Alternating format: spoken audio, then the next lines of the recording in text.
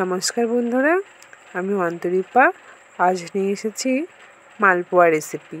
মালপোয়া করার জন্য নিয়ে নিচ্ছি 1 বাটি ময়দা, 1 বাটি চাল গুঁড়ো, দিচ্ছি 1 বাটি সুজি আর 1 বাটি চিনি দিয়ে ভালোভাবে সবগুলো মিশিয়ে নেব।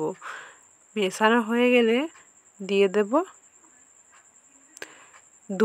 দুধটাকে আগে থেকে আমি ফুটিয়ে ঘন করে নিয়েছি। অল্প অল্প করে দিয়ে ব্যাটারটা তৈরি করে নেব। দেখুন ব্যাটারটা রেডি হয়ে গেছে।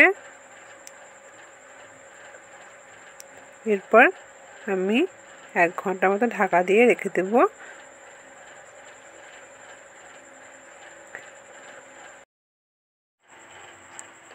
এক ঘন্টা ঢাকা দেওয়ার পর আসছি। দেখুন ব্যাটারটা এরকম হয়েছে। এরপর কড়াইয়ে তেল দিয়ে মালপোয়াগুলো ভেজে নেব।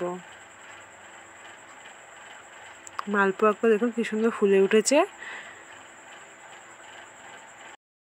আমার সবগুলি মালপোয়া তৈরি হয়ে গেছে। ভালো লাগলে আপনার বাড়িতে ট্রাই করবেন, শেয়ার করবেন। টাটা।